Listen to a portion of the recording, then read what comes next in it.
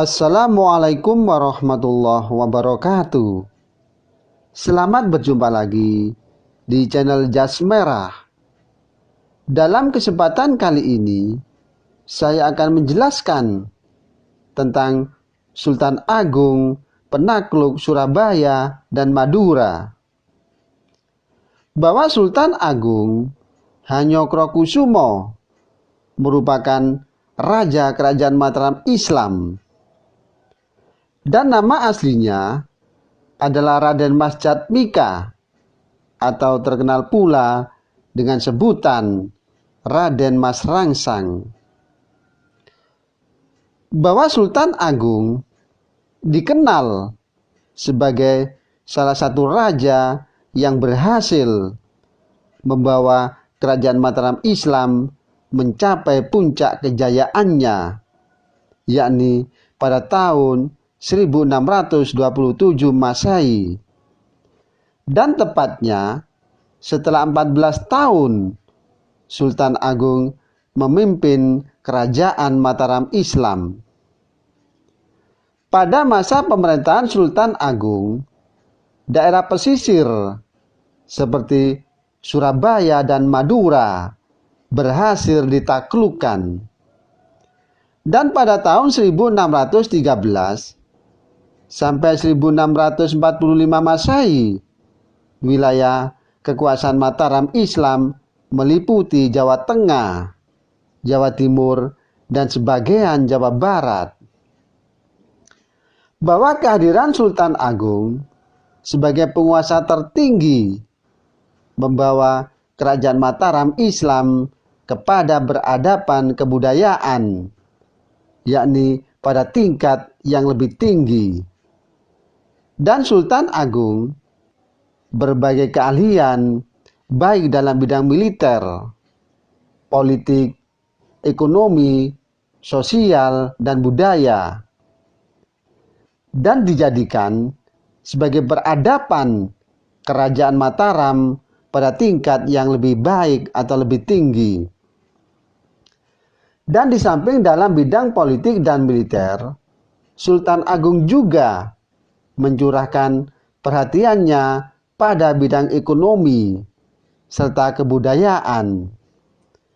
Dan upaya yang dilakukan oleh Sultan Agung antara lain memindahkan penduduk Jawa Tengah ke Kerawang dan Jawa Barat, di mana terdapat sawah dan ladang yang luas dan sangat subur.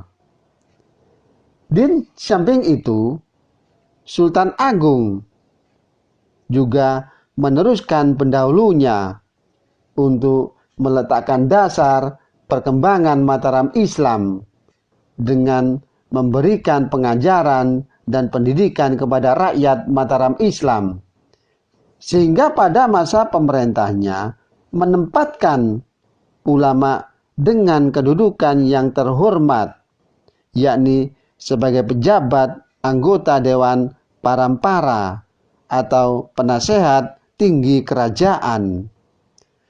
Dan di samping itu juga dalam struktur pemerintahan kerajaan didirikan, yakni bernama Lembaga Mahkamah Agama Islam.